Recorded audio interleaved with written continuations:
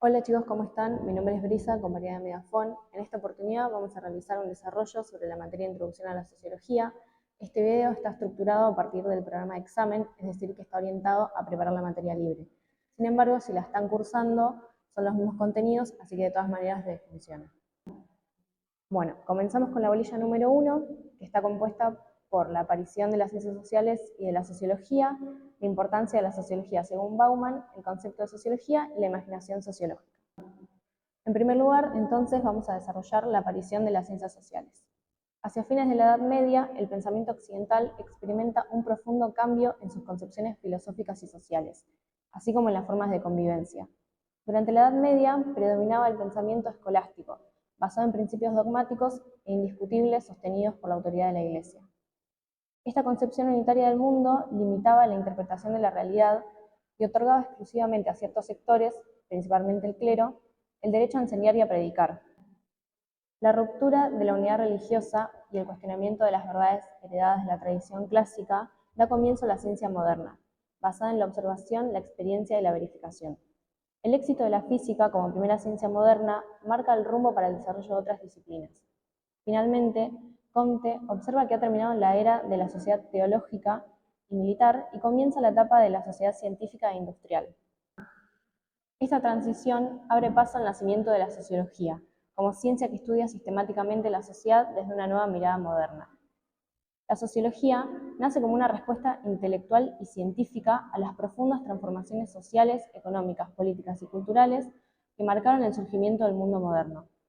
Su aparición en el siglo XIX obedece a la necesidad de dotar de sentido y explicación objetiva a los cambios acelerados que vivía la sociedad.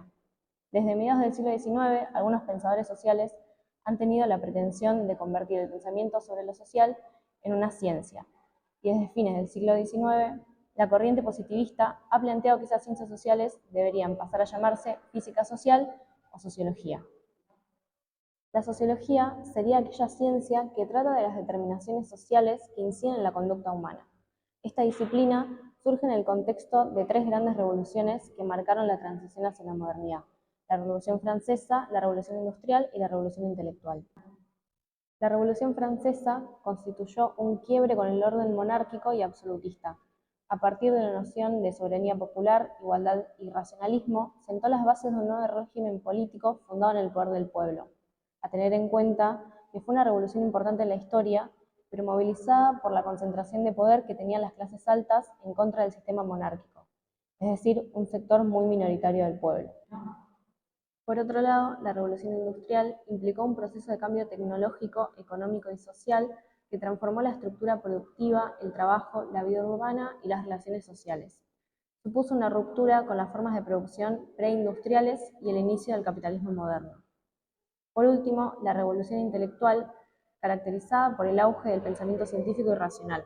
Se cuestionaron las explicaciones religiosas y tradicionales, dando lugar al surgimiento de nuevas disciplinas para comprender la realidad, entre ellas la sociología.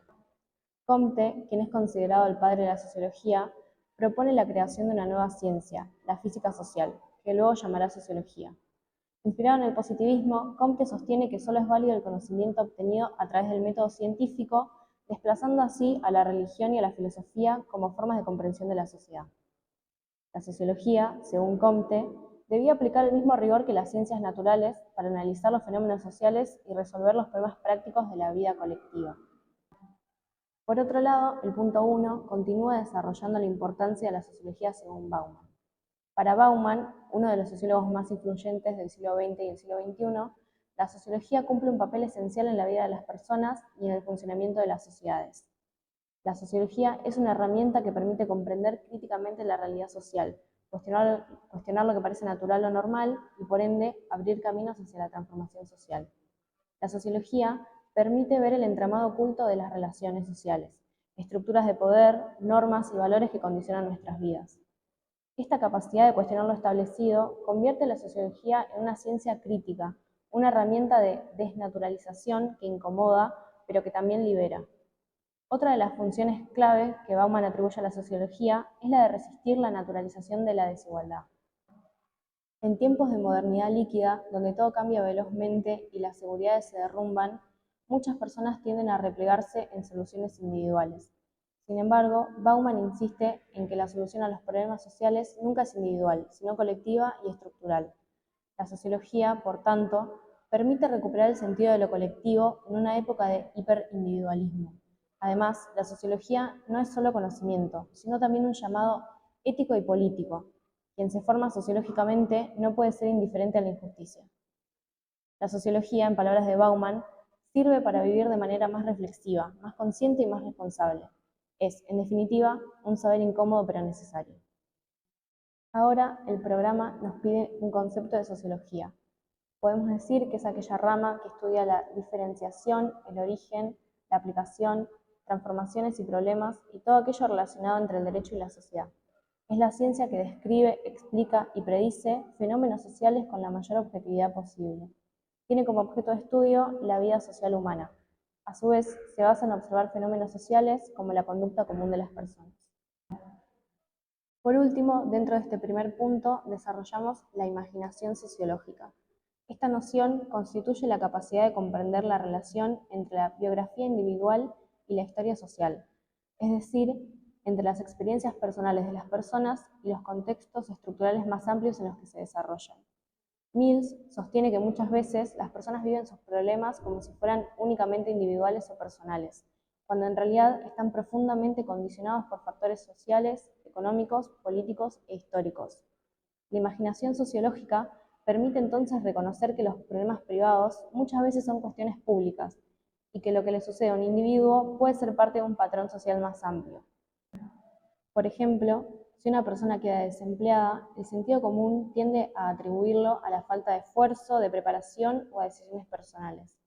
Pero la imaginación sociológica permite pensar que quizás esa situación forma parte de un fenómeno estructural, como una crisis económica, una reconversión productiva o políticas públicas regresivas. De esta manera, se desplaza el foco desde la responsabilidad individual hacia una comprensión más profunda y crítica de las causas sociales que lo originan. Para Mills, la imaginación sociológica vincula tres dimensiones esenciales: la estructura social, el momento histórico y la biografía individual. La imaginación sociológica propone un enfoque crítico, reflexivo y comprometido. Permite cuestionar lo que parece normal o natural y descubrir los mecanismos sociales que actúan silenciosamente sobre nuestras vidas. Ahora vamos a continuar con el segundo punto de la primera bolilla, que desarrolla la cultura, importancia y definición, la estructura de la cultura, símbolos, valores y creencias, los objetos materiales que conforman la cultura y su importancia, las propiedades de la cultura, la socialización y la asimilación, la transculturación y el etnocentrismo. En primer lugar, vamos a desarrollar el concepto de cultura. Originalmente era un tema de la antropología, pero hoy es importante también para la sociología, la psicología y la historia. En la sociología cualitativa, el concepto es clave. Se intenta entender la cultura a partir de lo que la gente dice o hace, es decir, las conductas o los discursos. La estructura de la cultura incluye símbolos, es decir, signos con un significado compartido, como la bandera o el lenguaje; valores, que refieren a ideales de lo que es bueno o deseable, como la libertad, la justicia y el respeto; las creencias, que refieren a ideas que las personas consideran verdaderas, como por ejemplo las ideas religiosas, científicas o políticas; y los objetos materiales, que refieren a los significados. Por otro lado, desarrollamos las propiedades de la cultura. Decimos que es aprendida, nadie nace con cultura, sino que se adquiere; es compartida, por lo que se transmite socialmente; es dinámica, ya que cambia con el tiempo; y es simbólica, ya que transmite significados más allá de lo material. Por otro lado, desarrollamos la socialización, en dos sentidos principales del término en las ciencias sociales. Por un lado, tenemos el proceso de conformación y organización de los grupos sociales, que se refiere a cómo se forman y organizan los grupos sociales a partir de factores políticos, económicos, simbólicos y culturales. Esta definición es más sociológica y es usada en el siglo XIX por autores como Simmel y Marx. Por otro lado, tenemos el proceso individual de aprendizaje. Es el proceso por el cual una persona aprende y adquiere los valores, normas, actitudes y creencias de la sociedad en la que vive. Implica tanto procesos internos, es decir, psicológicos, como la relación con los agentes de socialización, como la familia o la escuela. Entonces, la socialización es el proceso por el cual las personas aprenden a vivir en sociedad. A partir de los 60 se empieza a cuestionar la idea de que la socialización solo sirve para mantener el orden y se la empieza a ver como un proceso más bidireccional. donde el individuo también influye en la sociedad. La socialización puede llevar a cambios, no solo a conservar lo que ya existe. Por otro lado, desarrollamos la asimilación. Es el ajustamiento a un grupo determinado. Se basa en la homogeneización cultural, es decir, la reducción de diferencias. Podemos entender a la asimilación como un proceso social general. Se refiere a un proceso constante de ajustamiento entre individuos y grupos en todas las formas de vida social, desde la familia hasta la nación. En este sentido, la asimilación se parece al aprendizaje, ya que implica incorporar normas, valores o formas culturales a medida que se pertenece a distintos grupos, como la familia, el vecindario o la escuela.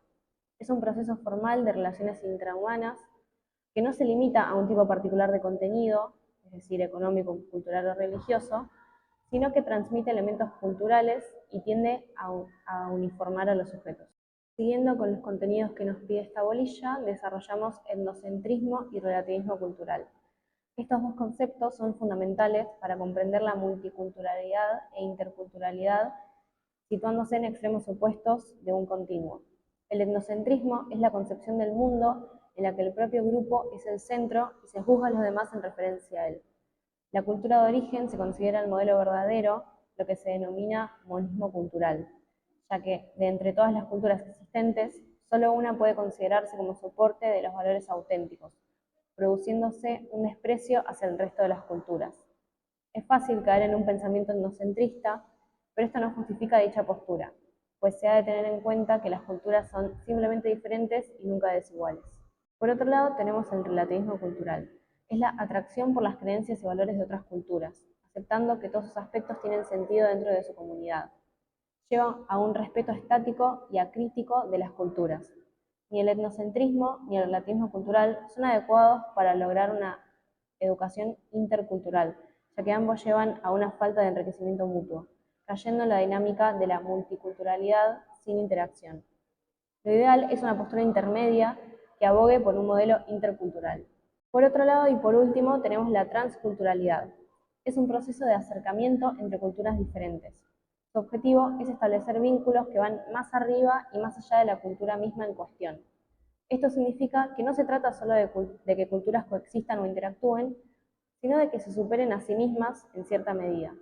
El resultado de este proceso es la creación de hechos culturales nuevos. Implica una fusión o mezcla de elementos de diferentes culturas, no una simple unión o integración donde una cultura absorbe a otra. Esta maduración se manifestaría en el acuerdo, respeto y promoción de unos valores universales, que trasciendan las particularidades de raza, etnias e incluso religiones, llevando hacia una fraternidad universal o la transculturalidad como meta final. Continuamos con el punto 3 de la bolilla 1, el cual desarrolla individuo y sociedad en la construcción de la identidad, el proceso de estructuración, el conflicto, herencia y ambiente, actores y acciones sociales, tipos de acciones sociales, ejemplos y sus relaciones con el derecho. En primer lugar, desarrollamos la identidad. No es algo fijo, ya que está en constante cambio, porque se va formando y reformando según nuestras experiencias, relaciones, creencias y contextos. Desde la sociología, la identidad es una mezcla entre lo que la sociedad espera de nosotros y lo que nosotros creemos o queremos ser. La identidad social es el resultado de dos procesos a la vez. Uno relacional, lo que las instituciones y la sociedad influyen en nosotros, y uno biográfico, lo que nosotros sentimos, queremos o proyectamos ser. La identidad no se hereda tal cual de una generación a otra, sino que cada generación la construye con lo que recibe, sumando sus propias experiencias. Las distintas socializaciones, familiar, escolar, laboral, pueden provocar cambios o rupturas en la identidad. Por otro lado, desarrollamos la acción social. La acción social es entendida como una conducta humana siempre que el sujeto enlace a ella un sentido subjetivo. Según Weber, no toda acción es acción social. Una acción se transforma en social cuando tiene un sentido para quien la hace y tiene en cuenta a otras personas. Los pensamientos y las disposiciones internas no son acciones sociales si no se expresan. La acción de una persona con delirio o sin conciencia, común de mente, tampoco lo sería, porque no se le puede atribuir un sentido claro. Una acción social tiene que ser una conducta humana, debe tener un sentido subjetivo y ese sentido está relacionado con los demás. Yo actúo de tal manera porque espero algo de otros y porque otros ya actuaron así. El sentido de nuestras acciones no surge de la nada, lo aprendemos de la cultura y de lo que hacen los otros. Nuestras acciones tienen sentido porque hay una sociedad que le da ese sentido, al estar guiadas por normas, valores y formas de comunicación que aprendemos desde chicos. Para poder realizar acciones sociales, tenemos que estar socializados, es decir, haber incorporado suficientes patrones culturales como para poder llevarlos a cabo, haber aprendido la cultura y saber interactuar. Las personas adultas que ya están socializadas actúan teniendo en cuenta lo que los otros hacen, hicieron o podrían hacer. Los otros pueden ser individualizados y conocidos o una pluralidad de personas indeterminadas y desconocidas. Weber aclara que no todas las acciones humanas son acciones sociales. Para que una acción sea social, tiene que tener un sentido para la persona que la hace y estar orientada hacia otros. Es decir, tiene que haber una intención y tiene que tener en cuenta otras personas. Ya entrando en el punto 4 de la bolilla 1, vamos a desarrollar cambio y revolución, los movimientos sociales, características y contextos históricos y sociales, los nuevos movimientos sociales, antecedentes, características y objetivos, estudio de casos, identidad colectiva y las protestas sociales, los nuevos sujetos sociales, sus nuevas demandas y las relaciones con las instituciones jurídicas. En primer lugar, vamos a desarrollar el cambio social. Se refiere a las modificaciones graduales o progresivas en la estructura, normas y valores de una sociedad. Este tipo de cambio puede ocurrir de manera lenta y acumulativa, afectando diversos aspectos como la tecnología, la cultura o las relaciones sociales. El cambio social es inherente a toda sociedad. Nunca permanecemos exactamente iguales. Las sociedades están atravesadas por una tensión constante entre lo que permanece y lo que cambia. El cambio en la ley muchas veces responde a la acción colectiva, como por ejemplo el cambio en los roles de género, donde la creciente igualdad entre hombres y mujeres ha evolucionado durante décadas, influenciada por movimientos feministas, cambios legislativos y transformaciones culturales. Por otro lado, podemos desarrollar el concepto de revolución, diciendo que es un cambio social radical y abrupto que implica una transformación profunda en las estructuras políticas, económicas y sociales.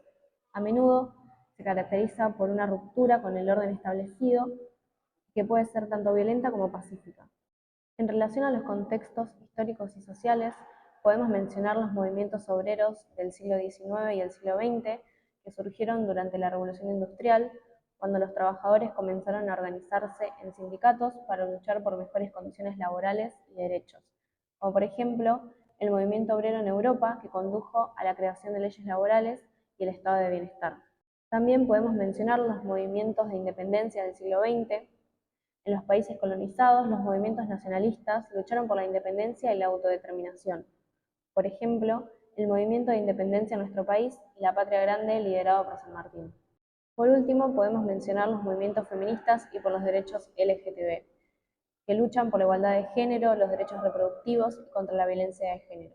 Los movimientos feministas han sido mayormente reconocidos por la historia oficial a partir de las sufragistas, pero en nuestro país hemos tenido grandes mujeres liderando momentos claves de nuestra historia, como las Lanceras de Artigas, Juana Zurduy, Eva Perón y contemporáneamente Cristina Fernández de Kirchner, que ha luchado y efectivizado derechos para mujeres y diversidades desde el lugar que le correspondía en la historia.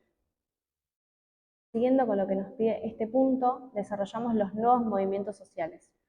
Son aquellos que surgieron principalmente a partir de la segunda mitad del siglo XX, diferenciándose de los movimientos tradicionales, como los obreros o nacionalistas, en términos de sus objetivos, métodos y bases sociales. Como ejemplos de los nuevos movimientos sociales, podemos mencionar los movimientos estudiantiles, con la Noche de los Lápices y las marchas en defensa de la universidad pública. También podemos mencionar el surgimiento de movimientos piqueteros que luchaban contra el desempleo y la pobreza en la crisis del 2001, y los movimientos de derechos humanos con las madres y abuelas de Plaza de Mayo. También consideramos que hay que tener cuidado con la sectorización de las temáticas en pugna o de los temas a tocar en los denominados nuevos movimientos sociales, porque la verdadera y la madre de las luchas es la liberación de la patria. Por supuesto que son parte fundamental, pero no hay que dejar de tener presente que son engranajes de un sistema mayor, un modelo de país libre, justo y soberano. Estas luchas también interpelan al derecho, cuestionan su rol como garante del orden establecido y exigen su transformación en favor de una mayor igualdad e inclusión. Por último, en este punto desarrollamos las protestas sociales, definiéndolas como acciones colectivas realizadas por grupos de personas para expresar su desacuerdo con ciertas condiciones o políticas, y para exigir cambios en el ámbito social, político o económico. Por último, nos adentramos en el punto 5 de esta primera bolilla, en el cual desarrollamos de la sociología del poder a la sociología de la explotación, sociedad plural, colonialismo interno y desarrollo, imperialismo y globalización, la versión tecnocrática del poder. En primer lugar, desarrollamos que el poder y la desigualdad son temas estructurales en sociología. A lo largo del tiempo, el análisis ha ido desde una sociología del poder, centrada en quién domina y cómo, hacia una sociología de la explotación, centrada en las relaciones de opresión estructural. Por otro lado, podemos desarrollar la sociedad plural, que se refiere a una sociedad en la que coexisten múltiples grupos culturales, étnicos, religiosos, económicos o ideológicos, que mantienen formas diferentes de vida, pero que comparten un mismo espacio social y político. Desde la sociología crítica, este tipo de sociedad debe entenderse en términos de relaciones de poder. Si bien hay diversidad, no todos los grupos tienen el mismo poder de definir la realidad, de ocupar espacios institucionales o de tener acceso a derechos. El poder se manifiesta no solo de forma explícita, como la ley, la policía o la política, sino también de forma simbólica e ideológica, a través de valores dominantes, discursos, medios y costumbres. El conocimiento sociológico no puede separarse del lugar desde donde se produce. Por ejemplo, en América Latina ha habido procesos de colonialismo interno, desigualdades estructurales y dependencia económica. La globalización, relacionada con el capitalismo, la mercantilización y la explotación, originan y legitiman el racismo, el patriarcado, la desaparición de las culturas, el avance del extractivismo y el agronegocio. El imperialismo es una forma de dominación y expansión de poder en la que un país o un grupo de países impone su control económico, político, cultural o militar sobre otros territorios o pueblos.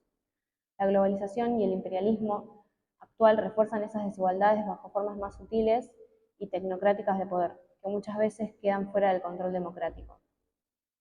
Se pasa así de una mirada tecnocrática del poder, que lo ve como administración o gestión neutral, a una mirada político-crítica, que denuncia desigualdades, jerarquías y formas de exclusión globalizadas.